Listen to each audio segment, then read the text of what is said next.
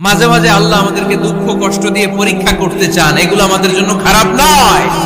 এই দুঃখ কষ্ট বিপদ আমাদের কোমরকে সোজা করে, আমাদের পায়ের মাটিকে শক্ত করে। চিল্লায় বলেন ঠিক কিনা? প্রতিকূল পরিবেশে কিভাবে বাঁচতে হয় এই দুঃখ কষ্ট আমাদেরকে শেখায়। এজন্য মুমিন বান্দার বৈশিষ্ট্য হচ্ছে দুঃখ কষ্ট বেদনা জ্বালা এগুলোতে সে আপসেট হয় না, সে হাল ছেড়ে দেয় না, সে ভরসা রাখে একজনের উপর। চিল্লায় বলতে হবে তিনি কে? কারণ মুমিন জানে রাত্রি যত গভীর হয় অন্ধকার তমানিসা ভেদ করে সুবহে সাদিক হয়। মুমিন জানে গর্ভবতী নারীর পেটের ব্যথা যেই দিন বাড়তে থাকে ওই দিনই নতুন মেহমান আগমনের সময় ঘনাতে থাকে। মুমিন জানে তার জীবনে দুঃখ কষ্ট বিপদ যত বাড়তে থাকে সুখের দিন কাছে আসতে থাকে। এজন্য মুমিনের হারাবার কিছু নেই। ফাইন্না মাআল উসরি ইউসরা, ইন্না মাআল উসরি ইউসরা। নবী হে, কষ্টের পরেই আছে আনন্দ, দুঃখের পরেই আছে সুখ। আপনি সমস্যায় পড়েছেন, ওই সমস্যার সমাধানও আছে না নাই? এই পৃথিবীতে এমন কোন সমস্যা আছে যেটা সমাধান নাই? কথা বলেন। সমস্যা তৈরি করেছে কে? আবার সমাধানও দিয়েছে কে? আল্লাহ doesn't create a lock without its key. আল্লাহ কখনো চাবি না বানাইয়া ওইটার তালা বানায় নাই। কথা কন। তালাও যেহেতু আছে ওই তালার চাবিও বানিয়েছে কে? মা আনজালাল্লাহু দাআন ইল্লা আনজালাল্লাহু লাহু শিফা। আল্লাহ দুনিয়ায় এমন কোন রোগ পাঠায় নাই যে এই রোগের ঔষধ বানায় নাই, এমন কোন রোগ নাজিল করে নাই যে এই রোগের কোন চিকিৎসা বানায় নাই, হয়তো সেটা আবিষ্কার হয় নাই। অনেকে ক্যান্সারের কথা বলতে পারেন যে হুজুর ক্যান্সার এমন রোগ, এই ক্যান্সার তার নাই কোনো অ্যানসার, কিন্তু বিজ্ঞানীরা বলতেছে এটারও অ্যানসার আবিষ্কৃত হচ্ছে। সুবহানাল্লাহ কইবেন না? কিছু কিছু ক্ষেত্রে হয়েও গিয়েছে। এজন্য দুঃখের পরেই আছে সুখ, কষ্টের পরেই আছে আনন্দ।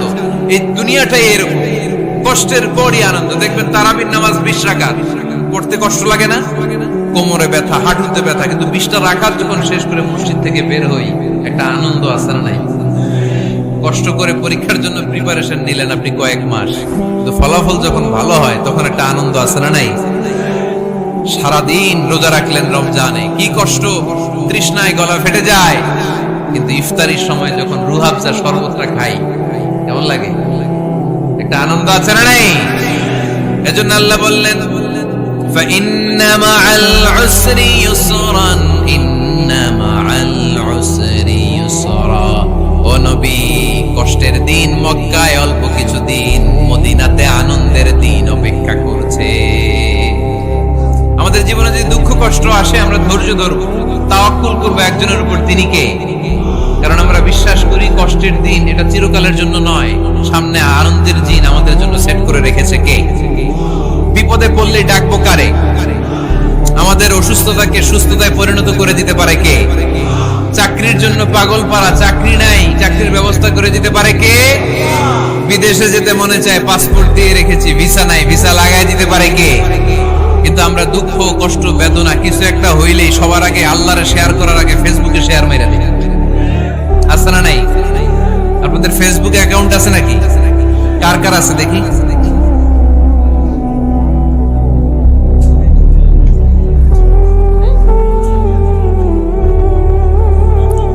আছে আছে। এটার জন্য আমরা ভালো কাজে লাগাই, ঠিক কিনা? আপনি চাইলেই এমন ভাবে ফেসবুক ফ্রেন্ড লিস্ট করতে পারেন যারা ভালো ভালো জিনিস শেয়ার করে, যারা মোটিভেশনাল জিনিস শেয়ার করে, ইসলামের পক্ষে কথা বলে। আপনার এক একটা শেয়ারে অনেকের জীবন বেঁচে যেতে পারে, ঠিক কিনা? একজন মুমূর্ষ রোগীকে বাঁচাতে রক্তের প্রয়োজন, রক্তের গ্রুপ এ পজিটিভ। যারা রক্ত দান করতে আগ্রহী তারা এই নম্বরে যোগাযোগ করুন। ফেসবুকে মাঝে মাঝে এরকম নিউজ আসে না নাই? আপনি just you put down in share, শেয়ারের মধ্যে একটা পুট করে দিলেন, একটু শেয়ার মেরে দিলেন, ছড়িয়ে পড়লো হাজার হাজার ফেসবুক ফ্রেন্ডদের কাছে। তাদের অনেকে ব্লাড দিতে আগ্রহী, সে তাড়াতাড়ি যে সেখানে ব্লাড ডোনেট করে আসলো। আপনার একটা শেয়ারের কারণে বেঁচে গেল অনেকগুলো প্রাণ। চিল্লা এখন ঠিক কিনা? রক্তদানের মতো শ্রেষ্ঠ ইবাদত হতে পারে? আমরা মনে করি শুধু জিকিরই ইবাদত, আমরা মনে করি শুধু নামাজই ইবাদত। রক্তদান, এক ব্যাগ রক্ত থেকে অনেক মানুষকে বাঁচানো যায়। এর মধ্যে আছে হিমোগ্লোবিন, এর মধ্যে আছে প্লাটিলেট, আছে প্লাজমা। রক্তে একটা উপাদান আছে প্লাজমা, নাম শুনছেন? আগুনে পোড়া রোগীকে বাঁচাতে প্লাজমা লাগে। হসপিটালের বার্ন ইউনিটে যেয়ে দেখবেন মানুষ কিভাবে চিল্লায়। নুসরাত নামে একটা মেয়ে মারা গেল না, এক বদমাইশের কবলে পড়ে মারা গেল না, তাকে আগুন জ্বালিয়ে দেওয়া হয়েছিল তার গায়ে, তার প্লাজমা গুলো জ্বলে গিয়েছিল। আগুনে পোড়া রোগীর যে কি কষ্ট, একটু দেখার জন্য হসপিটালের বার্ন ইউনিটে যাবেন, দেখবেন যে কি কষ্টে আছে তারা। এই প্লাজমা গুলোকে অনেক সেন্টিগ্রেড তাপমাত্রা নামিয়ে ঠান্ডা করে দেহে পুশ করা হয়।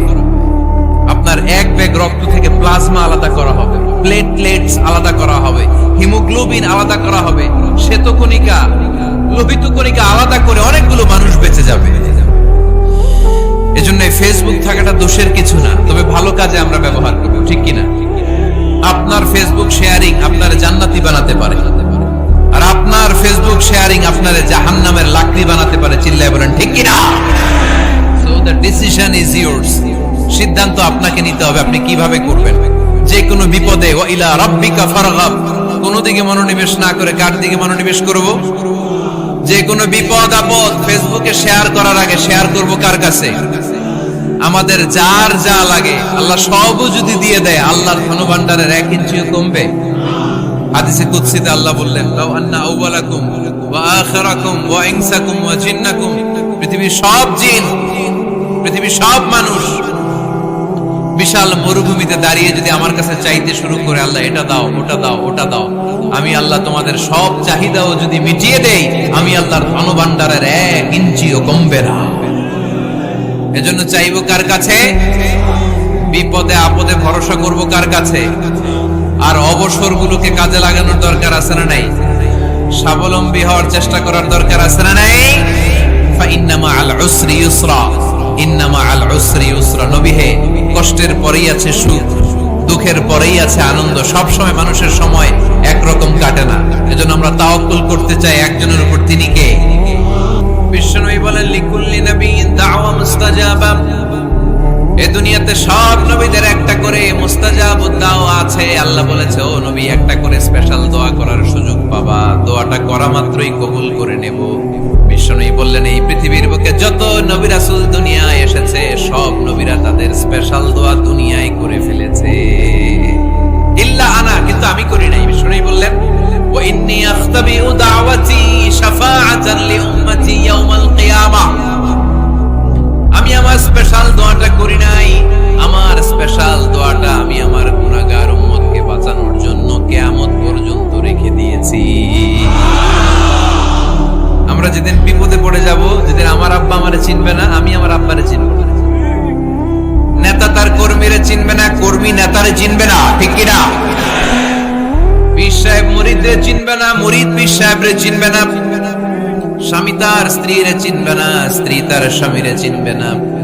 নবী থেকে শুরু করে, ওলি থেকে শুরু করে, শহীদ থেকে শুরু করে সবার মুখে একটাই জিকির, ইয়া নাফসি, ইয়া নাফসি, ইয়া নাফসি। আকাশের সূর্যটা যেদিন মাথার কাছে চলে আসবে, জমিনটা তামার জমিন হয়ে যাবে, সূর্যের তাপে মাথার মগজগুলো ভাতের মাড়ের মতো গলে গলে নাকের ছিদ্র, কানের ছিদ্র দিয়ে টপ টপ করে বেয়ে বেয়ে নিচে পড়বে। ওই কঠিন দিনে কেউ কাউরে চিনবে না। বিষ্ণু বললেন, ওই দোয়াটা আমি দুনিয়ায় করি নাই। আমি বদরের যুদ্ধে মার খেয়েছি, উহুদের যুদ্ধে দাঁত ভেঙেছি, আমি না খেয়ে পেটে পাথর বেঁধেছি। আমি যদি ওই দিন দোয়া করতাম, আল্লাহ দোয়া কবুল করে নিত, জান্নাতি খাবার দিয়ে দিত, আমার মায়ের খাওয়া লাগতো না, তায়েফে আমার রক্ত ঝরতো না, দোয়া করলেই কবুল। কিন্তু ওই দোয়াটা আমি দুনিয়ায় করি নাই। ওই দোয়াটা আমার জন্য, আপনার জন্য, আমাদের জন্য বিশ্বনবী জমা রেখে দিয়েছে। এজন্য বিশ্বনবীর চিন্তা আর আমাদের চিন্তা এক চিন্তা না, বিশ্বনবীর পুরা উম্মতের চিন্তা।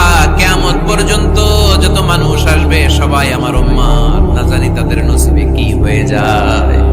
এই চিন্তার বোঝা বিশ্বনবীকে কাবু করে ফেলেছিল।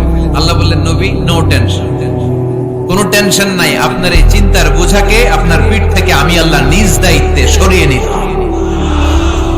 এজন্য আল্লাহ বললেন, আলাম নাশরাহ লাকা সাদরাকা ওয়া ওয়াদা'না আনকা বিসরাক আল্লাযী আনকাযা যাহরাক। যেই চিন্তার বোঝা আপনাকে কষ্ট দেয়, যেই চিন্তার বোঝা আপনারে পেরেশান করে তোলে, আপনার পিঠ থেকে ওই চিন্তার বোঝা নবী আমি সরিয়ে নিলাম। সরিয়ে নিল কোরআনের আলো দিয়ে। আওয়াজ করে বলতে হবে, কি দিয়ে? বিশ্বনবী মক্কায় দেখতেন মূর্তির পূজা হয়, আল্লাহর ঘরের ভিতরে 360টা মূর্তির পূজা। বিশ্বনবী দেখতে পেলেন দুর্বলের উপরে সবলের অত্যাচার। বিশ্বনবী দেখতে পেলেন নারীদেরকে অত্যাচার করা হয়। কন্যা সন্তান হলে বাবা তার মেয়েটাকে নিয়ে জঙ্গলের ভেতরে ঢুকে কিংবা মরুভূমির ভেতরে যে জীবিত দাফন করে দেয়। ওয়াইদাল মাউউদাতু সুইলাত ওয়াদুল বানাত। বিশ্বনবী এগুলো দেখতেন চারপাশে। দেখে এই পথহারা জাতিকে কিভাবে উদ্ধার করবেন, কি দিয়ে উদ্ধার করা যায়, এই টেনশনে বিশ্বনবীর পিঠ বাঁকা হয়ে গিয়েছিল। উপমা বাঁকা হয়ে গিয়েছিল। বিশ্বনবী সব সময় পেরেশান থাকতেন। আল্লাহ বললেন, নবী টেনশনের দরকার নাই, হেরা গুহায় এমন একটা নূরের আলো দিয়ে আমি আপনারে আলোকিত করব, যার মাধ্যমে সব পেরেশানি দূর হয়ে যাবে। আলাম নাশরাহ লাকা সাদরাকা ওয়া ওয়াদা'না আনকা বিজরাক আল্লাযী আনকাদা যাহরাক। আপনাকে পেরেশান বানিয়ে দেয় এরকম সব চিন্তার বোঝা আমি আল্লাহ সরিয়ে নিলাম। সুবহানাল্লাহ।